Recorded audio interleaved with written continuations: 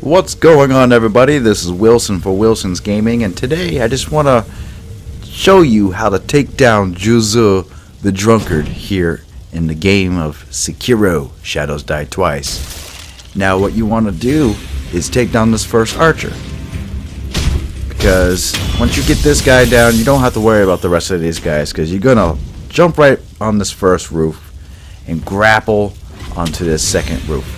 And you're going to run across this roof and avoid the fire. Now you can take these enemies down if you need the coin and if you need the skill points, but if you want to just get right to the boss, run across the roof and wait for the enemies to stop looking for you. Then after they stop looking for you, you want to jump off the ledge and just veer right.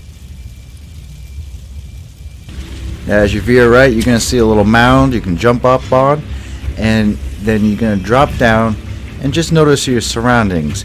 Juzou the Drunkard is surrounded about 8 enemies. One of them is an archer, 2 of them are shield bearers, and the rest of them are your standard fighters, I guess.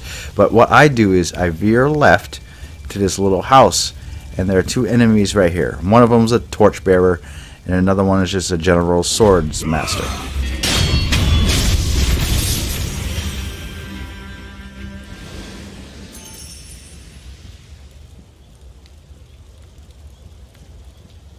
After you defeat those 2 enemies, you want to head down this hallway and just be careful that you don't get noticed.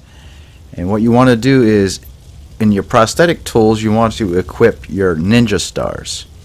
Headed in the group is an archer, which I'm looking at right now, and hit with your ninja stars a couple times and take them out.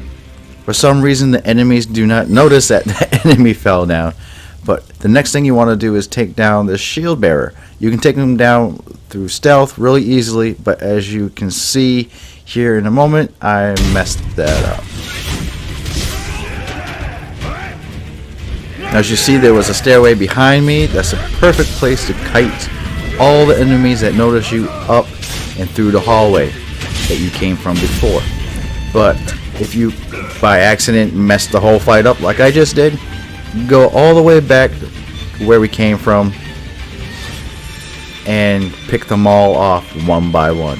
It's most important here that Juzou the Drunkard does not notice you, so always be on the lookout if the big boss is going to corner you somewhere and kick your ass.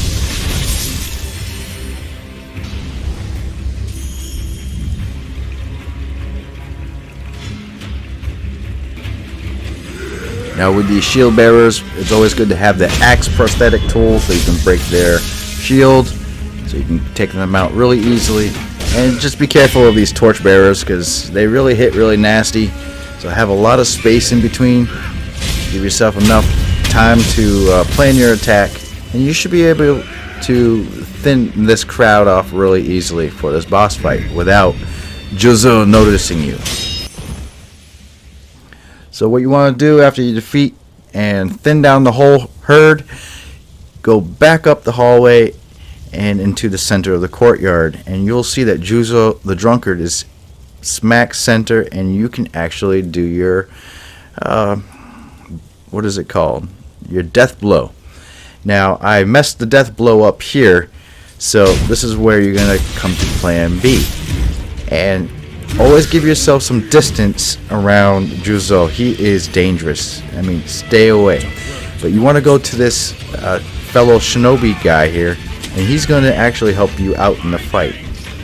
Use that little hill to your advantage if you have to. And stay away from this poison attack. This poison attack is deadly. Let Juzou the Drunkard attack our fellow shinobi friend, and just put in some hits. 1, 2, dodge. 1, 2, dodge, and improvise. I mean, the huge thing you want to do in this fight is not be in the way of his attack. You want to do a lot of jumping, you want to do a lot of strafing, dodging, and you should be okay. Now, your fellow shinobi friend, he's going to die really fast. So after he dies, you are on your own, but you should be able to put in a death blow, or matter of fact, if you've already done the stealth kill, he should be down already. But since I messed up the fight, use this to your advantage, put in the attacks, use some distance, stay away from the puke, so on and so forth. And then you'll easily get Juzou down.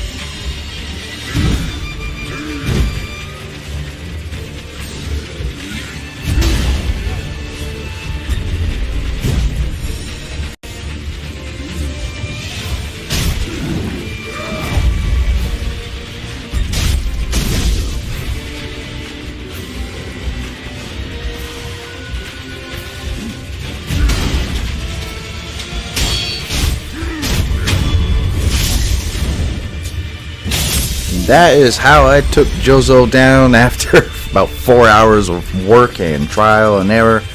You get an unrefined sake and a prayer bead. If this guide has been helpful, make sure you press like.